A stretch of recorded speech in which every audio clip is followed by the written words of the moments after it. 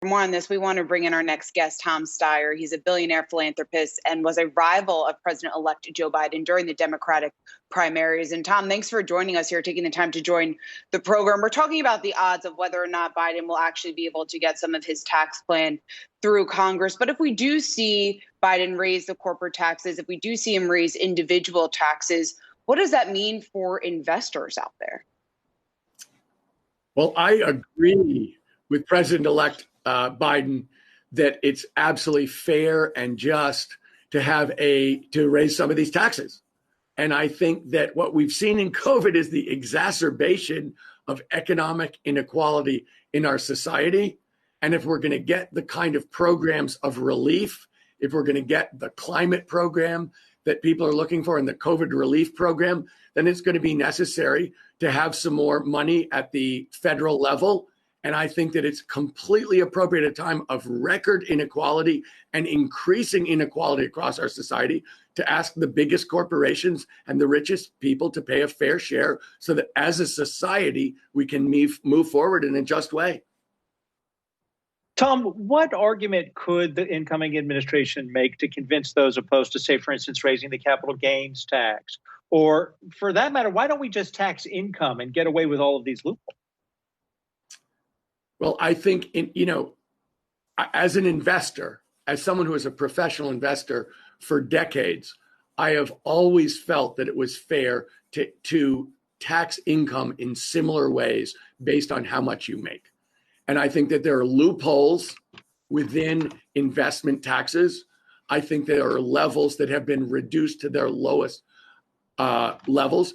And I also think that Joe Biden has brought in a great, experienced, and fair-minded group of people to look at this, including Janet Yellen to be the Treasury Secretary. We have a bunch of people with great success in terms of administering our economy, with great fairness, people with the deep trust of the American people. And I think what they're talking about is very sensible and fair. And let's not get away from the fact that this COVID really exacerbated income inequalities in our country. And we brought in a team with the experience to do it right, to get it right, and to stand up for working people across this country. Tom, I live in one of the states, California, that was heavily affected by that $10,000 limit on the deductibility of state and local taxes. So some Democrats want to repeal that limit. The catch for Democrats, of course, is that this benefits wealthy people more than ordinary people. What's your view on whether Democrats should try to do this, repeal that limit on the SALT deductions? Look, obviously, the Trump tax bill supported by Republicans exclusively was an attempt to give money to big corporations and rich people and to punish blue states, which are the places where we have high state taxes, so that we can have important programs to support working people, young people, and seniors. And so we need to be taking a holistic look at this whole program. But to me, the big question here is, do we have a progressive income tax, which right now there isn't? Rich people are paying a lower percentage of their income than working class people right now. It's time for us to go back to a tax program that is progressive, where people pay a fair share and where the rates actually go up over time. We have a bank. I started a bank 15 years ago to try and make the financial system work for low-income people, for people of color, and for women. And it's time for our society to take that approach and to try and give people a fair opportunity and to make rich people and big corporations pay their fair share. Joe Biden is absolutely right on this. Tom, you've done a lot of work on climate change and the types of new policies we need to deal with global warming. You talked about that a lot when you were running for president last year. What is going to be easy for Biden to get done, and what are the hard things going to be? Well, I think you can separate what's easy and what's hard into what he can do on his own and what he needs congressional approval to do. So things like rejoining Paris, making appointments and rebuilding the staff at the EPA, the Environmental Protection Agency, and the Department of Energy. Those are things that he can do on his own. He needs Congress to come along with him in terms of the big plan to rebuild America in a clean way, to use it specifically to undo environmental injustice in Black and brown communities, and to build union jobs across this country. But I think you can see this is a administration that is coming in with momentum, where they've done a great job in terms of building the administration itself and being ready to go on day one. And I think that kind of momentum, where you can start with the things you absolutely can do and move to the things where you need support.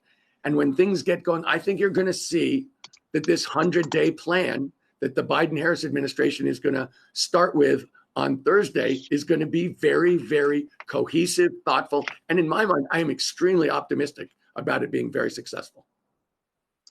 We've already heard from President-elect Biden, soon to be President Biden, about the climate national emergency. Here's some of what he said. Just like we need to be a unified nation in response to COVID-19, we need a unified national response to climate change. We need to meet the moment with the urgency it demands, as we would during any national emergency. And from this crisis, from these crises, I should say, we need to seize the opportunity to build back and build back better than we were before.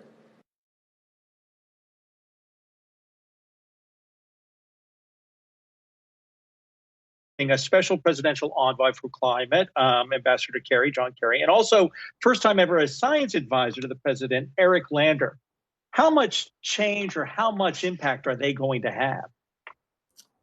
Well, I think that it's absolutely critical that President-elect Biden made those appointments. But I think it goes way beyond that, because I think what he's saying is we need to be unified, and he wants his administration to be unified on this. And that means that the Secretary of the Treasury, the Secretary of State, the Secretary of Housing and Transportation, everybody is going to be seeing climate as a framework for their decision making. And I think that attitude about addressing problems together really brought together a special coalition in the campaign that included environmental justice advocates, it included labor union leaders, and it included people from the community, young people, but especially, I think we're going to see an incredible contribution here made by American business. That the private sector is going to understand that in the world we're in as of tomorrow, clean energy is a given. And it's also a multi-trillion-dollar opportunity. And we're going to see business in the private sector really execute within the framework that the government sets up. And really, if we don't, we're going to lose out to China and Europe.